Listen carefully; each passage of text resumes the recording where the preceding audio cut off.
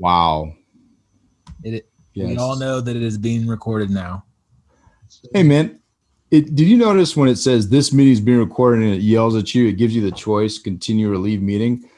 I will honestly admit that because your face is right behind that box, my natural proclivity is to click the leave meeting immediately. Like it literally, like I have to fight my tendency and desire to leave the meeting this moment because of your face. Does this you see this? You see my shiner that I got here? Oh, nice, dude. Does that help at all with Is that because you're I was wrestling with my son and I was tickling him and he did one of these like headbutt backwards, like right into my eye. And yeah, it's been black and blue for like a week now. Dude, first off, two things. Your kid's like 5 minutes old. First off. Second, tough, he's tough. Don't you know the rules, man? Like when you have back control, you put your head to head like contact so that if they throw, you don't get a shiner. Never had a shiner in my entire life. Really? I don't even know what that means. No, it's interesting. Stuart. I was like, at first I was like pretty like angry about it. And I was like, what the heck, dude? But, I had reread Wild at Heart recently, and he's talking about like, you know, being a dad and like raising boys, and you know, you want to let your boys like, you know, feel like they're strong and tough and the hero, and you know, every now and then like gotta let them like just knock you down, right? And so your 4-year-old taught you how to be a man? Yeah. Oh, we have a guest listener in, by the way, on our podcast. Sorry. And that's going to be recorded, by the way, because we don't edit anything out. So my friend Dell is listening in because he wants to listen to Reggie talk about the Commit Foundation and not about stories about my son beating me up. So no, and I'm super excited about Reggie. But one last thing, did you read the chapter in that book about how not to be a dumb dad and to show proper defensive maneuvering and to defend yourself appropriately? And why would you get mad at him, dude? It's your fault. It's your fault. You should be mad at yourself. If so there's another chapter, a prologue says why I should be mad at myself, not my kid. So this is Filling the Storehouse podcast, and we have a guest, Reggie Mills, on today. What you should do is teach your 4-year-old son the difference between gasoline and diesel, and let them pump gas. Look, man, that was I had that conversation with you. Yeah, it was between us. Yeah. I was allowing Noah to pump gas because the dude likes to work, man. And he asked me, "What's the green one about?" And I may have potentially allowed him to put diesel in the Acadia. Maybe not. Who knows? Not important. So I'm pumped today, guys. Reggie Mills is a friend from way back. We were stationed in Colorado together years ago. Back then, he was a Master Chief. I have, and for those of you that don't know what a Master Chief is, so most people know what an Admiral is. To make Admiral is about 100 times easier than it is to make Master Chief in the Navy.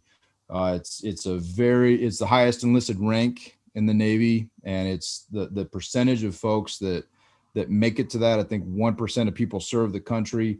1% of people stay into retirement. Of 1% of those, or some low number, I don't know exact percentage, stays into retirement. And then the percentage of those that make E9 in the service is infinitesimal, which is very small for Stuart and Reggie. And it's I have personally had the distinct and unique pleasure of serving with a number of amazing chiefs. Reggie is the one exception. No, I'm just kidding, Reggie. I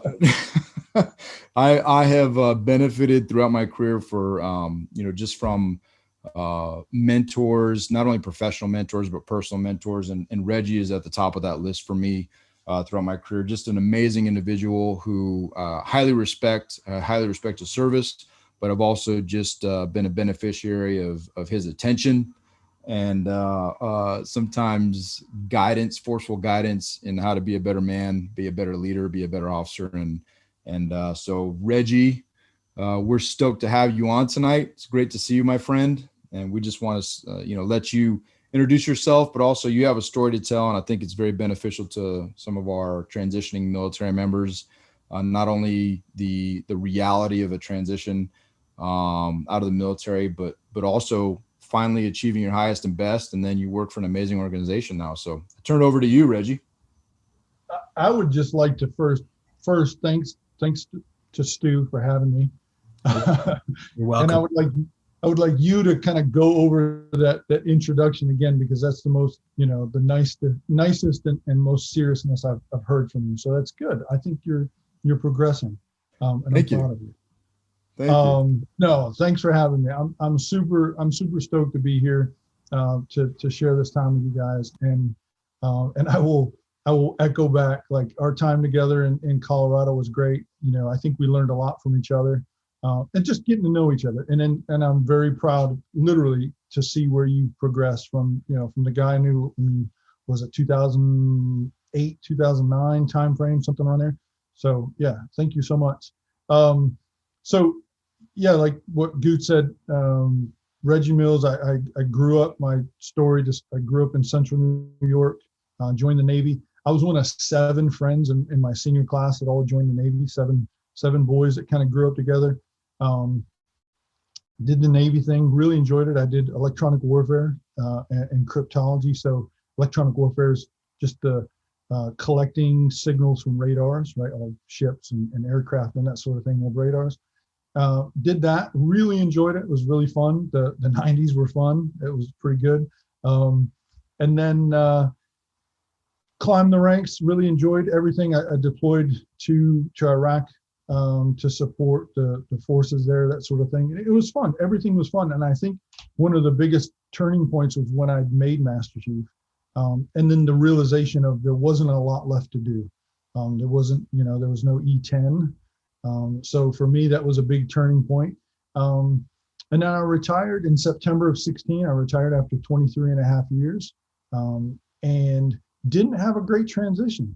I just didn't. There was a lot of reasons, but I didn't have a great transition, and we can get into the specifics later on. But I've learned a lot in the last 4.5 years. Really learned a lot about myself, learned a lot about, people, but also learned that, at Commit, we use the term flow. When I'm at my best is when I'm helping people. Like, I can do a lot of things, but when I'm helping people, that's when I'm at my best. And I've been with Commit now for about 20 months, since about January of 2020. I'm a director of veteran services, and my job, literally, I get to sit here every day. I get to look out a window and I get to help people, which to me is like winner, chicken dinner all the way around. And that's, I really enjoy what I do, and I'm passionate about the veteran transition space. And I'm happy to just be here with you guys to share that and share my story, and hopefully help the next person behind us along. So thanks for having me.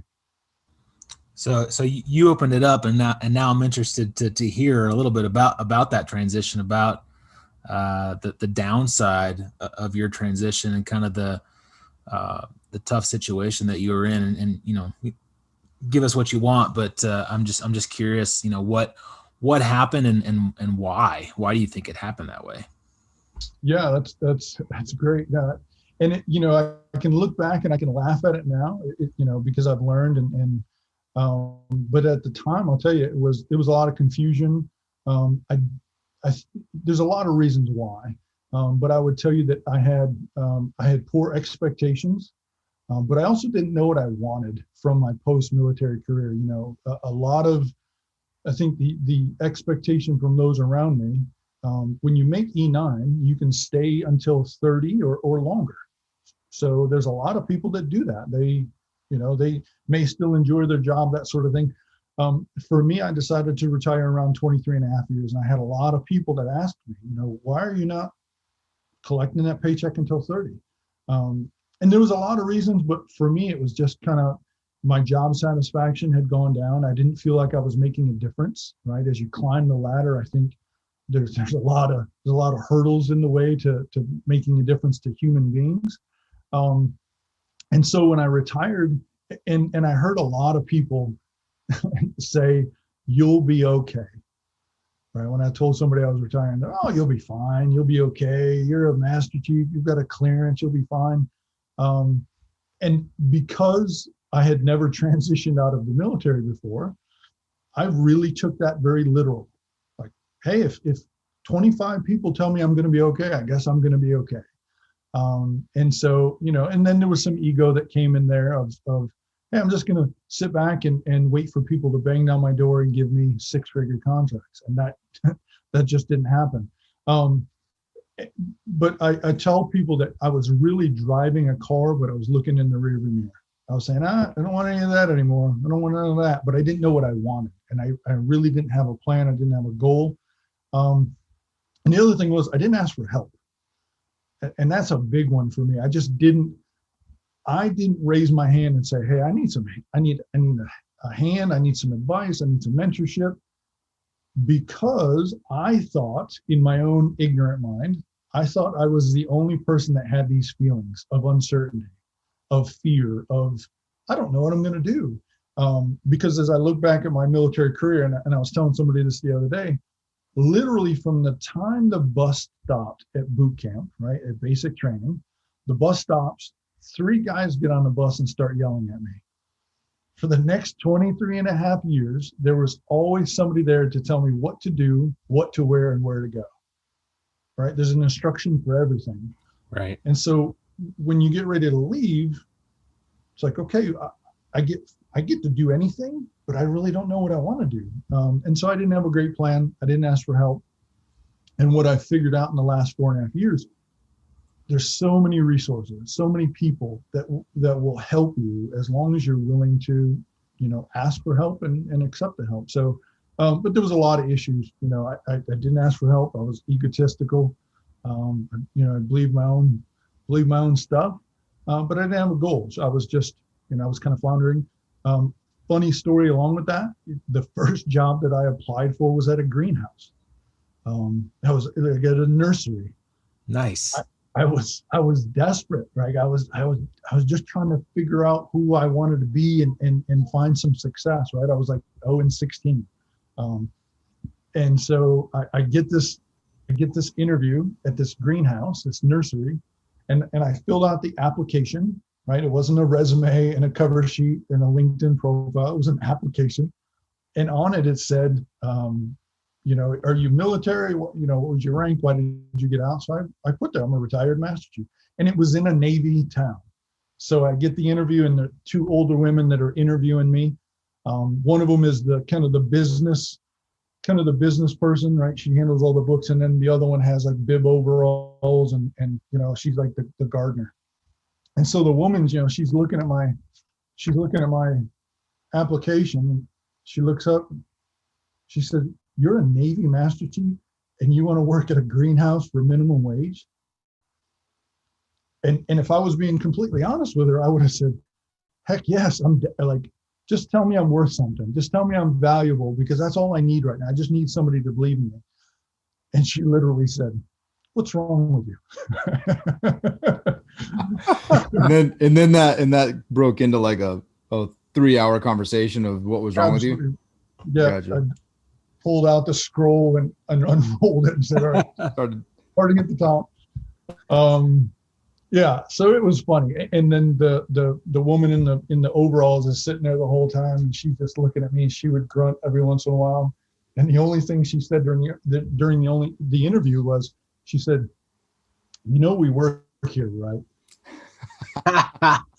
That's it. That's all she said. And I, yes, ma'am, sure do.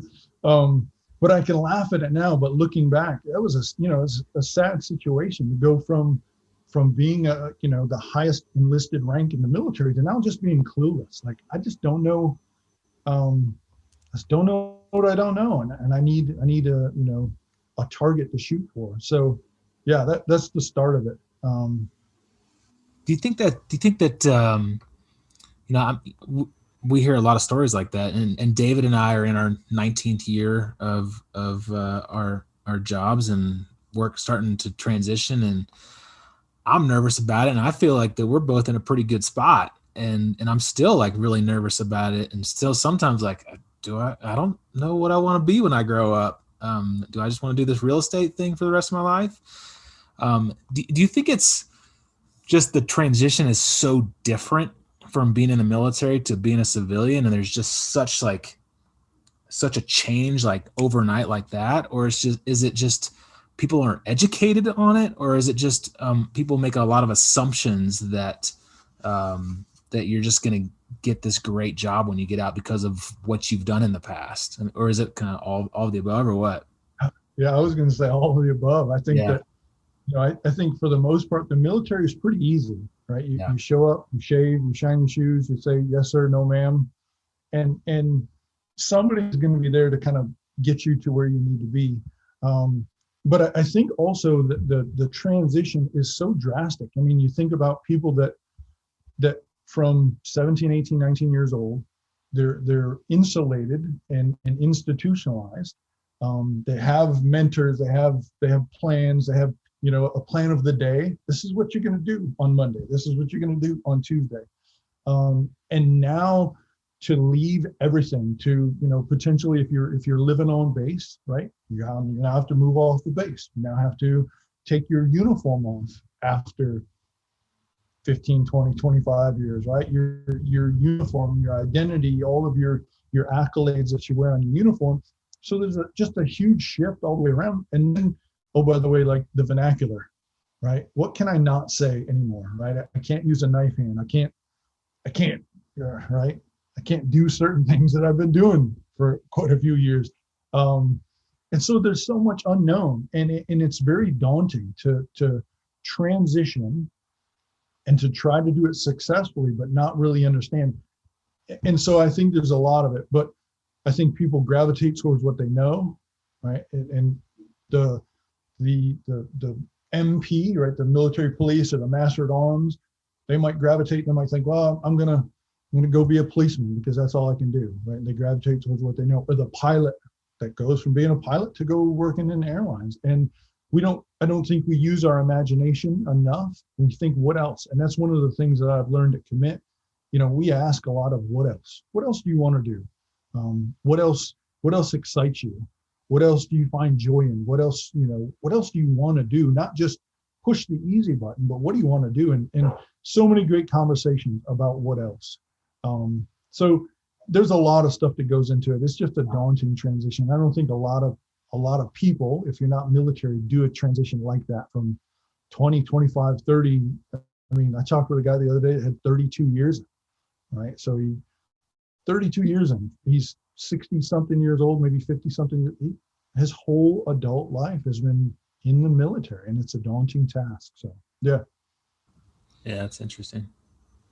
Yeah, there's man, I've been writing questions and thoughts down because you hit on so many things, and I think one of the things, and you immediately as you started telling your story, that popped in my head is expectations, and of course naturally because of the connection, you addressed your expectations. But I'm curious, how do you shape your expectations to be more not only realistic, but to be more of an asset as you transition, instead of being something that is a detractor or potentially a source of a lack of confidence or something that pulls from your ability to transition well? That expectations thing I think is really important. I'm just kind of curious, one, how can you shape that? And two, is that something that, are you seeing that in a lot of other transitioning service members? This expectation is literally killing them because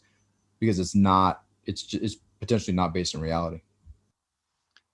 Yeah, that's a great question. So the expectation piece, I think, comes up a lot because, it goes back, and I said it before, I don't know what I don't know, right? And I think one of the big pieces is, if you spend 20 years doing anything, right, you're gonna progress and you're gonna achieve and climb the ranks or whatever. Now to think about leaving there and jumping directly into that same level of leadership in an organization on your first day, that's it's pretty daunting, right? That's a pretty big leap. To do that though, I think a lot of people can do that, but you have to make plans for it, right? You have to get the credentials. You have to understand the transition space, understand the industry. If you're trying to completely jump industries, if you're trying to do something completely new, and you believe that just because you left as a colonel or an admiral or a master chief or whatever it is, that they're just going to take you on, veteran is not a qualification. Right? It's not. You can't just go, hey, I'm a veteran. What does that mean, right? There's so many unknowns that come with that. So the expectation, but I also think that comes a lot with the person, right? What do you expect? Are you expecting some financial, right? Everybody has a different financial requirement, financial expectation. Are you expecting, I talked to some people that one guy said, hey, I want to come in low. And I want to learn because I don't know this new industry that I'm getting into. He's like, I don't want anything high because I want to learn, I want to understand it and grow.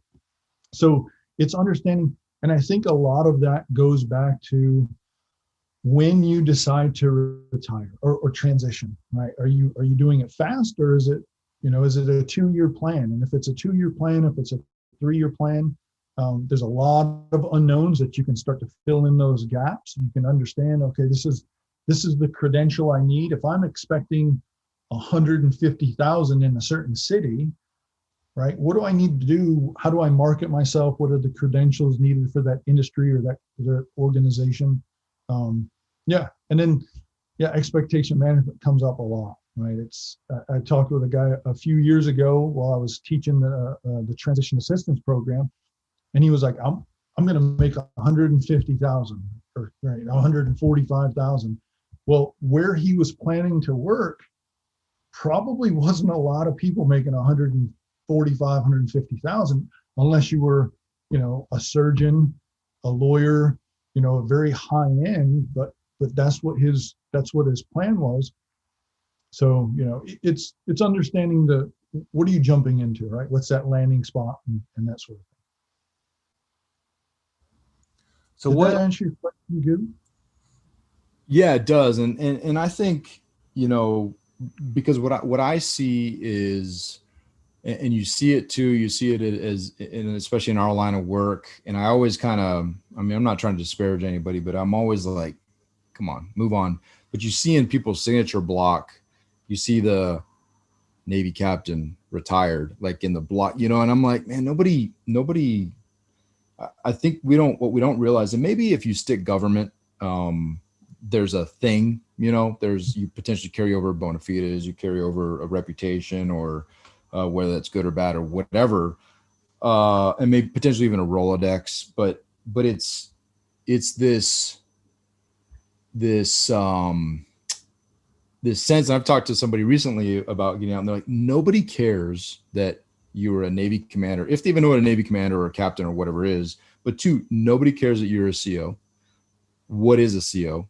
Nobody gives a rip. What's the bottom line? What is your contribution? What's your value? And I think if you go into it with that sense of reality, self-awareness, and understanding, then you're not going to set yourself up for a disappointment and realize, hey man, I'm here to earn, to learn and to earn, right? And to grow and to start somewhere. And I think it's all a mindset thing. We talk about that all the time in this podcast, but if you go in with the right expectation, the right mindset, then I think you're already priming yourself for success, and you get to a position, or you get to a place where you're prepared to ask yourself the question that you hit on, the what else, the what else is there? How can I be creative? How can I feed? Because I think what's been beneficial for me is that while people are saying, oh, you could be a contractor, you can get a job here, you can do this thing. I know a couple things. One, I know I don't want to be in this area. So that already knocks a bunch of jobs off of the oh yeah, you'll be fine right off the bat, right? And 2, I have zero desire to work for the government at this point. Zero. And so for me, that's been awesome, because all the stuff that the you'll be fines and the natural transitions and the you'll step into's are gone. And it opened my mind to the what else is, as you highlighted. And the what else is has come to me through challenging mindset with Stuart and accountability, It's digging into spiritual, digging into the Bible, looking for spiritual answers, looking for mentors, looking at the business side, reading books to see what else. And it's completely broadened my horizons. And we just talked on the last podcast about a couple books I'm reading, one about Robert Iger and one about Steve Jobs. And like it's blown my mind. Those are two like completely not military dudes. And just to see their life and decision-making process and the things they do has completely opened my aperture in an amazing way. And it's causing me to say, hey, what else? Like, what else can Stu and David do with the podcast or with Storehouse 310 or whatever it may be? And I'll tell you, it's been very liberating. So I think you did answer my question 100%. But it also, I think, is important for other people to hear, like, hey, take a step back. You're not identified by the rank that you wore, the service that you were in, or whatever it may be, which is hard for like someone like Stu, like a pilot. Like, how do you know if someone's a naval aviator? They'll tell you about it, right? So like, how do you get past that?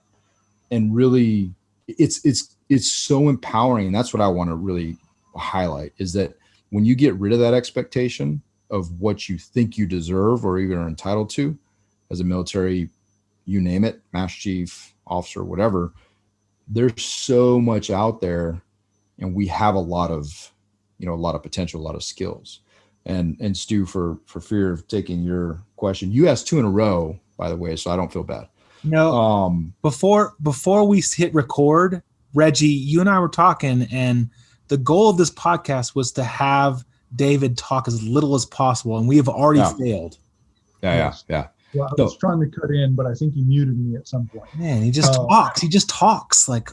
Well, the other part is, you're talking about the value statement, which I think comes up a lot for people, is understanding, what do I bring to the table? Because that is going to come into play on a resume, in an interview, in networking. So understanding your value and having the ability to articulate that value when you're talking to somebody. What is the impact you've had? And I think that's powerful for a lot of people to understand. This is what I bring to the table, and this is how I can help you. This is how I can help your organization get to your end goal, and that's always great. That's a great marketing strategy. So, well, I think you the fact that you went there is beautiful, because my next question literally was, how do you identify and what are the skills that do translate? And that you can maximize from the military, instead of looking at it from the perspective of, okay, I don't have blah, blah, blah, blah, blah, because I was a military guy or gal for 20 years. What is it that you do bring to the table? What is it? Because I think sometimes it's just as hard to say you're good at something and offer that. Absolutely. And I think to better understand what you bring to the table, you have to understand where you're going, right? Are you trying to change industries, which requires a credential, and you don't have a credential? Are you trying to, do you need a degree, right? Do you need if you're going to be a veterinarian, you need a degree. You can't just, hey, I cut my dog's nails, so sign me up to be a veterinarian. So I think understanding, what do you bring to the table? And I think a lot of veterans also, we spend our career not talking about what we've done, right? We have to do it in our fitness reports and our evaluations and that sort of thing yearly. But it's very hard for a lot of veterans to talk about, this is what I've done. This is what I've brought to the table. But at some point you have to really pivot, because that's what an organization is going to ask of you. What are you going to do for my organization? What are you going to bring to the table? So I think veterans have to get comfortable marketing themselves and saying, this is what I did. This is the impact I've had. Now, if it's, if you're being hired to lead people, now you go back and say, this is when I've led people, and this is the impact I've had. This is my attrition rate is low. My retention rate is high. My qualification, and you start to create that recipe for success in that area. If it's a pilot, right? If a pilot is going into the airlines, they care about hours, right? These are how many hours you've had. These are how many crashes that you've walked away from, and that sort of thing. And it's very, very metrics based. So you have to understand, okay, what is expected of me, and market yourself to that. A great way to do that is to ask, right? Is to ask people in that industry, find somebody. And I'm a huge fan of networking. I think networking, and I tell people, it's 99% of all the answers we have is in networking. You find somebody, let's say you're trying to get into tech or healthcare, and you have no idea how to get into tech or healthcare. Go find somebody, ask them questions, be curious. How did you get into tech? What was the credential? What would you recommend? What's a good starting point, or whatever? Maybe it's specific to the organization. What does this organization, something really simple, what kind of resumes do you guys like, right? You like a 1-page resume, or do you like a 2-page resume? What font? Like ask the questions instead of just, instead of shooting at the, just shooting and going, I hope I'm going to hit something. And so doing that, I think you have your best chance of marketing yourself correctly if you understand, okay, this is what I'm shooting for. I've got some inside information. I'm going to present the right person, and that sort of thing. And that goes into the interview, that goes into your first day, just asking questions, being curious. I love it when people are curious. I talked with a guy today that was super curious about the transition, and he had like 18 months to go. And he was already reaching out and asking questions and being curious about services or what we provided, or other services, other resources, and timeline. So it's a good question. David, do you have any more Don't, questions? I mean, do you have a third question? No, I just want to highlight that the couple questions I have said, Reggie's been like, oh, great question. That's a good question. The questions you had, like I could see it in his face, because I know Reggie's like, oh my gosh, this is like a nub question. Like, why am I here?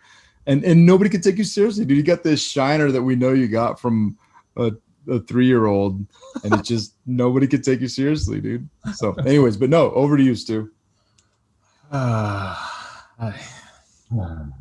don't even know what to say.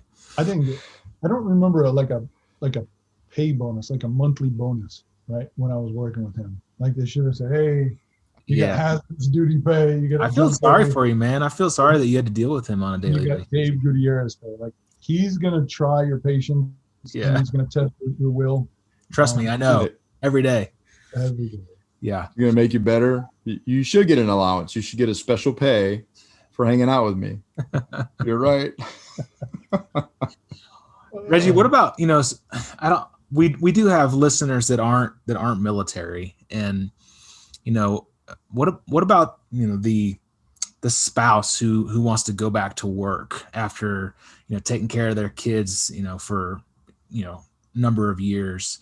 What about the civilian who just wants to completely, is tired of their job, and they want to transition into a different field? What are the action steps required, and what's the kind of that mindset shift of taking ownership and action steps to make that transition successful? Does that make sense? Yeah. Is that a good question? Question? Yes. That's a great question, Stu. Thanks, man. That's an outstanding question. Probably the best one yet. And this is like a lot of our no offense to our millennial guests, or listeners, but this is like where like Reggie's handing out trophies right now. That's what's happening. Thanks, jealousy rears its ugly head. I think for everybody, right? When you feel like you have to make a pivot or a shift or whatever, if you're changing cities, hey, I need to change, I need to leave, I need to move, or I need to change jobs, or I need to change, maybe I need to grow in my job and I want the next position. Again, I think going back to asking the questions and understanding and doing the research of, it's one thing to say, hey, I want a better job, or I want more pay, or I want a bigger house, or all these things. What does it take? What does it take to get there? And asking somebody maybe that's in that position that you want to be at, to say, what did it take for you to get there? Getting a mentor, getting a coach, right? Mentorship is great. Having a coach that asks you some pretty deep questions about, your expectations and your marketing and that sort of thing, and really talking to you about your value. Having a mentor that's going to give you advice, that's going to give you opinions, that's maybe going to help you navigate the roadblocks. But for anybody, I think it goes back to identifying, what is my goal? What is my goal? Is my goal to make more money? Is my goal to grow within an organization? And really taking those steps, because you can't just ask for more money. You can't just say, hey, I think I want more money, right? I think you gotta now, what is my value? What do I bring? You have to articulate that through impacts, through metrics, whatever that organization wants. And then you say, okay, here's what I've done. And now let's talk about the next level of pay or a different job, because it's going to be asking, what is your impact and what is your value that you bring? Yeah. Across the board, civilian or military or somebody who just wants a pivot, that's going to happen. Good question. Thanks, man. David is a real big fan of social media. He really likes Facebook a lot. He also likes TikTok a lot. And so I'm curious if being a TikToker can help with like that transition. Transition to what? You're so dumb. That is the dumbest question I've ever heard. And is he even called a TikToker? Probably is, isn't it? I don't even know. A tweeter. How about a tweeter? Yeah. I don't. My daughter. You tweet a lot. I don't. I have watched a TikTok or two. A TikTok or two. Right? TikTok or two. But no, I wouldn't understand how to market yourself on TikTok. Oh, yeah. You dance? David dances a lot. Do I dance? Do I dance? Do you breathe oxygen? You can dance if you want to. Heck yeah, I can. Hey, one thing you said though, and that I love, the mentorship piece. Yeah, we're back. We're bringing it back because I don't want to lose this. The mentorship piece, and I think we're way too passive in our the way we seek mentors, and I think we undersell ourselves or don't give ourselves enough credit, and also we expect a no. And I think what's shocking is that how many yeses are out there and how people really want to help somebody out, particularly if you're a vet or a spouse that has also served just as much as your husband or wife service member. But people want to help and they want to give time. A lot of people love talking about themselves, not in a bad way, but they love to offer these things because they're passionate about what they do and they're excited about it. And for someone else to come up and be like, hey man, I'm really interested in what you do. Like, just think about yourself, right? Like if someone comes and they're really excited and they're like, Goody, I really want to know what you do. And I'm passionate about it. I'm like, heck yeah, I'd love to sit here and chit chat about this because I'm passionate about it. And I think that mentorship piece is a huge action item. And I don't think we leverage that enough. I don't think we reach out and ask, because we think we're going to get told no, and maybe you will get told no. Who cares? Then go to the next one. But there's going to be so many yeses in there, and you have no idea what it's going to do to your, potentially opportunities or just your growth. And I think that's amazing advice, because hey, you'll never know. The answer is always no unless you ask, right? Absolutely, yeah. Having that abundance mindset to say, there's somebody out there that's going to help, and I would absolutely agree that, if you're in a good spot. Right. And you enjoy what you do, or you enjoy your life or your job or how you got where you're at, you're going to then turn around and you want to share it with people. You want to share excitement. It's like a good pizza joint. You find a good pizza joint. What do? You probably tell somebody about it because you want to share good things. That's inherent to people. And so when you find somebody that is in a position or that has found, it could be something it's, hey, you found some spirituality that I admire. Tell me about it. Teach me, let me learn from you. People are most times are going to say yes. And one of the things, the mentorship piece, having a mentor, I think is so powerful to get somebody to kind of check not only kind of check the stuff that you say, right, but to also give you an opinion, some advice, some guidance is super powerful. And people do that all the time on LinkedIn. LinkedIn's a phenomenal tool to get people to really connect and find advice. I just need advice. I'm trying to get a mentor, and I think you're right. Probably the first really good thing you've said all night is that people. Well, you inadvertently are putting yourself down, because I said a lot of good things about you in the beginning, but you acknowledge that it's all BS and just fluff. Yeah, no, yeah, that's a good spot. That's a good one. Let's talk Commit Foundation. How did you get involved in Commit Foundation, and tell our listeners kind of what it is, what it's all about, and how does it help? Oh yeah, I'm super. Thanks for asking. So, funny story. I was Great question, Stu. Great question. Super good question. Yes. I was teaching the transition assistance program, and I really how much did you love that? Talk about that just a little bit. How much you enjoyed that? Seriously? Is that a serious question? Yeah. Okay. Yeah. I really enjoyed it. And for me, it was probably my first aha moment after I retired that I'm helping people, right? I've got a classroom 3 days a week.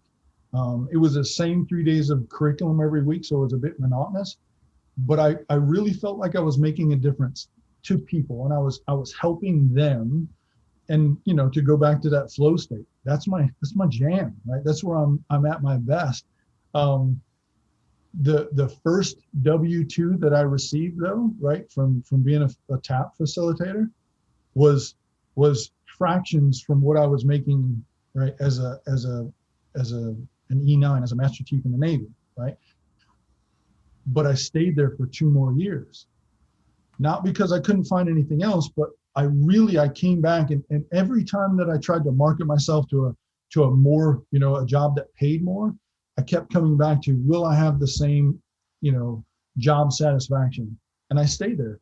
And luckily, I was teaching that class here in Washington State at Joint Base Lewis McChord, and an Army colonel came up to me after day one, and it was an executive class, a lot of higher ranked people, and he said, "Hey, you're really great at what you do. You're very charismatic. Everybody loves you, but you're wasting your talents teaching this class every week. You need to be doing something better." And it was really great. Thank you very much. I appreciate it. But I didn't know what the next step was. Now, luckily, he was a transitioning service member. He found out about Commit, and he thought enough of me to say, "Hey, Commit is hiring a director of veteran services. It's a great organization, and you would fit in well." And I had never heard about Commit. I started to do my research, and it's like the skies parted, and I've been with Commit now since January of 20, and it's a great organization, founded in 2012 to initially support special forces, and since then we've grown to encompass what we call high touch professionals, which are higher caliber men and women. Normally, David wouldn't be a part of that. We would help him, but it would just be pity. Yeah, it's like charity. You're too quick on your mute button, man. I was like, where is it? Where is it? But we're focused on helping higher caliber men and women really understand. And it's not about the job. It's not about going out to get a job, but it's everything else. It's self-development and growth and opening your aperture and the what else in life, right? Instead of pushing the easy button and gravitating towards what else is there? And I had a phenomenal conversation the other day with an Army sergeant major, and it was a great conversation, because when I asked him, we got talking and kind of connecting, and I said, "What do you want to do? What are you planning on doing when you get out?" And you could feel his body language change, and he said, "I'm probably going to do operations management or program management." And I said, you don't sound very happy." And he said, "I'm not." He said, "That's what I believe people want me to say when they asked me about my transition, and I said, okay. And a question I ask a lot of people: if you could do anything, right? If your bills are paid, if your kids are taken care of, what would you do? And right away he said, I want to be a cattle rancher in Texas. Just, and you could, everything changed. His body language changed, his tone changed. And his grandparents had a cattle ranch when he was a kid, and that's where he was just excited. But he told me, he said, this is the first time I've ever told anybody that, because he was just, I'm going to do this because this is what I've done and this is what I've done. So the imagination piece is big for us. So we asked that, what else? But Commit is a phenomenal organization. We're geographically dispersed. We're headquartered out of Bozeman, but there's only 13 employees at Commit, which is kind of crazy to think about an organization with 13 employees, but we have a phenomenal group of coaches that work with us. We have mentors. We have a huge ecosystem, and we really help service members transition to purpose. And that's a big word for us, is purpose. What is your purpose? What do you want? Not what will you settle for, but what do you want? And it's a purposeful, it's super purposeful what I do each and every day. And I joke around that I get to work from home. I get to look out a window, which is big, right? We don't get a lot of windows in a lot of. We don't, right? We don't get windows. I spent 23 and a half years and I never had a window. So I get to work from home. I get to look out a window, and I get to help service members have a better transition than I did, which is like winner, chicken dinner. I love what you said there, where you said it's not finding what you'll settle for. I think that is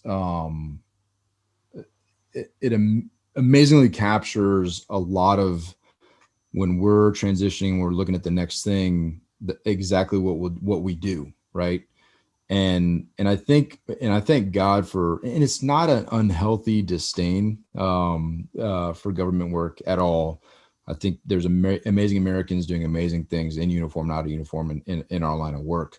But for me, it sounds horrible. And I truly thank God that for that feeling, because it's not even on the plate, right? But if I didn't feel that way, I could see how it easily would be on the plate and something to easily jump into and so, especially going back to Colorado, right? With a collection manager certification and the glass house, like all the different things that I got while I was there, it would be probably something to transition back into. So I love how you said that, is because it's I'm going to ask myself that question every day now. And that's exactly how I'm going to ask it. What are you settling for? And I think that just the way that you framed that was awesome. So thank you for that. So well, to that point, and I do mean to cut you off. Please do more of that. I will do that more. I'll like wave the hands. That kind of comes up a lot with a lot of service members, is they say, I know I can do this, but I want to do something else. I want to go do something else. And that's really powerful for people to say, okay, yes, I can do that, but I want to go open up a food truck. I want to go, talk with a young guy last year that wanted to start refurbishing vans, and he started his own van refurbishing business, which is great because it's outside the norm and it gets people to think, where am I going to find not only happiness but some joy, some purpose? And so a lot of people, they there's nothing wrong with defense contracting, right? It's a lot of great stuff going on. It's pays well, there's a lot of job security, but a lot of veterans that I speak with, they're just like, I would rather not, right? I want to see what else, right? Dance instructor, TikToker, right? Whatever. Tweeter. I mean, so what do you tell somebody that has that mindset of, this is what I've done for the last 23 years. I need security because I have a family that I got to take care of. I need a paycheck. I'm moving somewhere that's expensive and I need to take care of, pay the bills. And this is my easy transition to a job that's going to do that.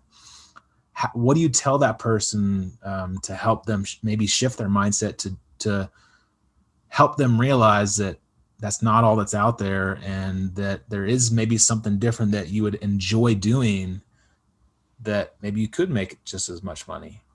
Yeah, first, I don't try to steer people because I don't know their situation, right? I don't know their financial situation, and it's a big leap to leave the military and do something completely different. And I'm a big fan. I think a transitional job is great, right? Getting that first job just to understand, not only understand the industry or understand the world outside of the military, but also understand yourself, right? And you put some more arrows in your quiver. Okay, I did this job. Now I have a credential. I spoke with a guy a couple months ago, had 8 kids, right? A blended family of 8 kids. And he said, hey, I can dream about opening up a brewery all day long, but I need a job that provides, food for 8 kids. And at, his first day as a civilian, that defense contracting was going to be it. But, and we talk about what else, right? Okay, you can do that, but what else? What else, after that transitional job? After the kids are gone, what else would you do, right? After the kids are gone, I'm gonna buy a van or gonna start a business or whatever it is, because I think we're all young enough. Even Dave is still young enough that he can do a couple extra things after he's done, right? He doesn't have to. I think the chances of only of a somebody couple doing though. something, just a couple. Just a couple. I think of the chances of somebody doing something for 15, 20 years and then jumping out into a job and staying at that next job for 15, 20 years is few and far between, right? It's just not the norm nowadays. And so understanding that it's more normal for people to change jobs. And I would tell you, I think it's great. The statistic, there's a statistic about veterans that change jobs, right? 80% of veterans are going to change jobs twice in the first 2 years, right? It works 60% of the time, 100% of the time, right? I wanted to quote that before you did because I saw the little twinkle in your eye. Yeah, we love Ron Burgundy on this, and the quote is actually 60% of the time, every time. Yeah, and it's not Ron Burgundy. But I digress. Go ahead. You digress. But I don't even know where I was going with that. The statistic. Job changing. But that I love that statistic because that tells me that if a veteran is leaving or a civilian is changing jobs, right, on August 1st, and that first job on August 1st is the right job for August 1st. That's the right job, right? It was there, it was available. I took it. It was the right job. It doesn't have to be perfect, right? And going back to the expectation thing, right? What is my expectation? I like the word right versus perfect. And so the right job on August 1st, I would say probably, you might wake up on January 1st and go, this is not the right job anymore. Because, and we use the word transition, you hear it thrown around a lot, that's a process of change, right? And you're going to grow and you're going to understand, okay, this was really great in August. Now it's January, it's not so great anymore. I've grown. I've seen the company from the inside. Maybe I want more. Maybe I need more. There's a lot of different variables that go into it.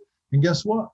The person that says, not working anymore. Thank you very much. I appreciate it, but I need to go elsewhere. That's great because I think settling for something and just, I think it's terrible, right? It would be horrible for somebody to settle for something because they're then scared to be a statistic or scared of changing. Like, as long as you don't burn any bridges, and as long as you made that organization better, you should feel comfortable saying, "Hey, I'm gonna try something else because I need something more and I want more." What else is there? This has been cool, but what else? Hey, real quick, because we're getting to that hour mark, and I've got lots more questions, but I do want to, practically speaking, I'm a transitioning military member. What do I do? How do I do the commit process? What does that look like? Yeah, absolutely. There's a oncommitfoundation.org, which is our website. There's an apply button.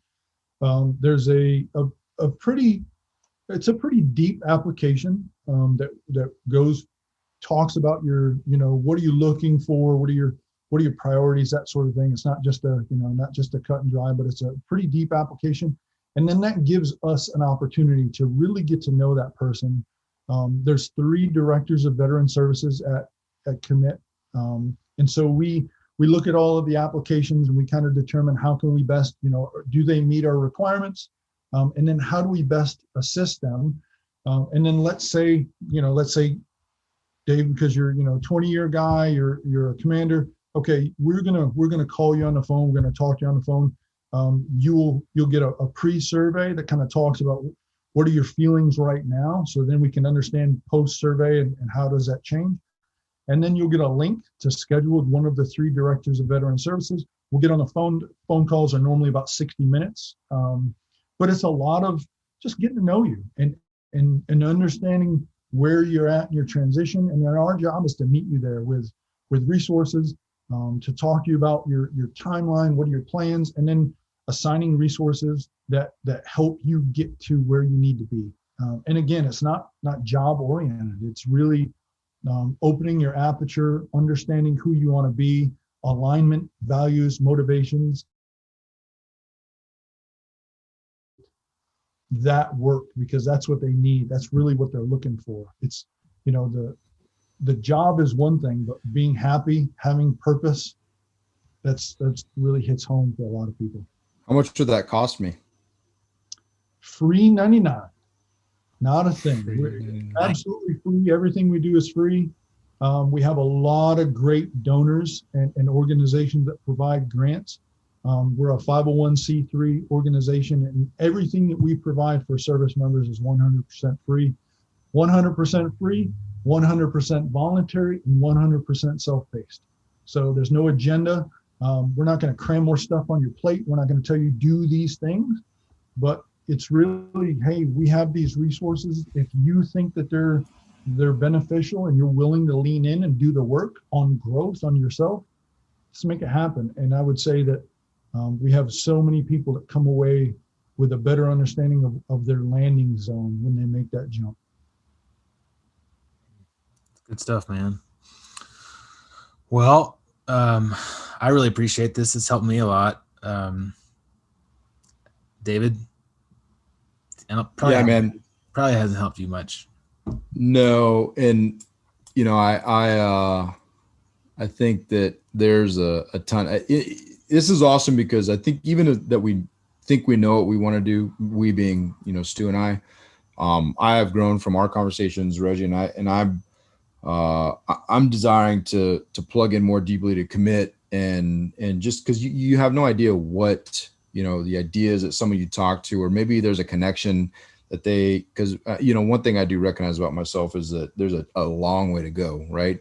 And if you ever hit the point, I mean, a long way to go. Long way to go. Long way to go. So, and it's free. Obviously I knew it was free, leading question, but I think it's important that the service members know and folks know that, because you guys do help spouses and there's a number of different opportunities for people to seek help. But I think it's important to know that up front, to jump in there and know that there's no agenda, that the agenda is you, to open your eyes, open your aperture, make you better, and potentially connect you with something that's life-changing, which is huge. We have calls where we don't assign resources because the person just, they're too far out and they're just getting an idea of all of what's possible. Or maybe they have a really good plan and they just need some validation. They just need somebody to ask them if they need anything else. And they say, no, I just needed to talk to somebody. So we meet you where you're at in the transition. We're not gonna give you something that you're not willing or ready for. Do you guys have like a B or even a C team? So Stu actually has some resourcing that may be available. I've already clicked and dragged Stu to like the top tier, and then we're gonna find something potentially for you like at a later. My buddy Dell is behind the computer here listening in. He's transitioning out 24 years? It'll be 24 years. 24 years, and he's going through TAP class right now. So I think, do you feel like it helped you at all just listening in here? Yeah. If I were to ask one question, it'd be, what's their reach? Like, do they focus on Washington, or do they have reach for people? Global wide, United States statewide?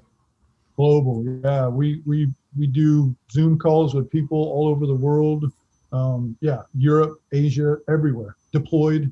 I talked with a one of your brethren that was sitting somewhere in a hooch somewhere with, yeah, it was a great conversation. And yeah, he was downrange doing the thing. And so yeah, we're global. So wherever you need to be, we'll help you wherever you are. When a lot of your mentors and coaches they're not commit people, right? They're your network of people, folks that have said, that raise their hand and say, I want to help a vet. And so you could potentially be connected with somebody wherever you are, and they're just part of the organization offering their services. Is that a accurate assessment? That is the a lot of the coaches. So we have a really tight group of coaches that are 1099. So they're certified, they're ICF credentialed coaches that we assign, that we connect with people for coaching. And then the mentors are, I mean, you're talking mentors all over the place in a lot of organizations, a lot of industries. And those mentors they volunteer their time. Some are commit alum, and some are just people that believe in helping a veteran. And like you said, being a mentor is powerful, and people love to do that. It's awesome. It is Great stuff. Well, Reggie, I appreciate it, man. I have no more amazing questions. I know that's shocking, but I'm out. I'm shocked. Probably the best part of this was just to get to meet you, Stu. So you and I could commiserate. Yeah. Dealing with the tricycle deal. David always tries to like get our guests to like pick on me. So this is a good change. Dude, I don't try anything, Stu. Don't frame something. You show up to our podcasts with a black eye that you got from a toddler. So like that in and of itself, like I don't even have to make fun of that. Like I'm saying that, and in the future, our listeners are laughing, right? They're like, they're imagining, they're going to YouTube right now. They're going to YouTube. They're looking to see your black eye. They're hitting the like buttons, the thumbs up, all the social media, leaving comments and all that happy stuff. You're TikToking, they're TikToking, they're dancing. Yeah. And you're like sitting there, you're like, "Pow!" hitting yourself in the eye, 2 black eyes. Like it's ridiculous, dude. So I don't have to try. You just show up, your face is on screen, laughter abounds. Like that's what happens. It's a good thing it's one of our core values in our business. It is a good thing. It's a core value in our business. Yeah. Reggie, awesome. How can people get in touch with you directly if they want to reach out? I'm on my commitfoundation.org. My information's on there. I'm on LinkedIn. Yeah, reach out if I can help. Just really, if I'm helping somebody, that's when I'm at my best. So hit me up. I'm happy to talk about the transition. I'm happy to share my my lessons learned, or whatever, however I can assist. Commitfoundation.org and then LinkedIn. You'll probably receive a connection request from Dell like right after this on LinkedIn. Absolutely. Yeah, I'm happy to help. So thanks for having me. This has been fun, and getting to see good again. I mean, we the banter we have on a it's fun. But to see you guys, and I've been a huge fan of what you guys have been doing on LinkedIn and following you guys, and I've sent a couple people your way that I talked to that are interested in understanding real estate, understanding all the aspects of it. So keep doing what you're doing, because I think you're, sharing this information on a podcast with all of the listeners is fun. And then, you're giving to charity, Stu, by dealing with this. Right. It's buffoon. He's in itself.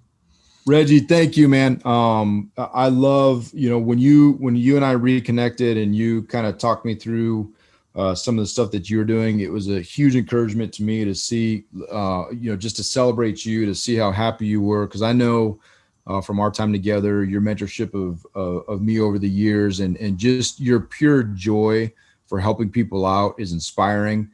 Love it. It's something that, under all the banter, something we connected very quickly. We connected very, had a strong bond from the get, and you've been a huge impact on my life. And I'm just excited for the potential of the people that you have inevitably already touched, and the thousands of lives you're going to directly or indirectly continue to reach through the Commit Foundation and just being who you are. So I appreciate it. Master Chief, thank you for joining us. And it's been an honor. And I really, really also am thankful for you encouraging my best friend and business partner, because he asked some seriously dumb questions and and is challenged in so many ways. And he needs it. And I like to see him smile and be built up by someone like you. So thank you for that. It's like, it goes like sincere. Yeah. I really wish there was an option on iTunes to give like me 5 stars and David 1 star.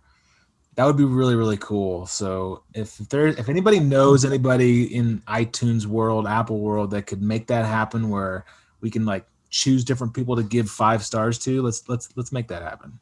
If you give 4.5, could you give the 4 and then the half? Yeah. No, David's like maybe a half. Maybe. Look, and if you could figure out like the dumb emoji, like you like hit a button, like there's like the thought one with the bubble, there's a little teary eyes, and then there's like the dumb one, right? And you're just like click, dumb. Hey, guys and gals, reach out to Reggie, especially anyone that's like transitioning out of the military. Man, reach out to Reggie, figure out what you want to do next, have a plan, check out Commit Foundation, and share this episode with guys and gals within your network. Tell people to go listen to this and check out Commit Foundation, and hey, go fill your storehouse. Go make it a great day. See ya. See ya. Bye.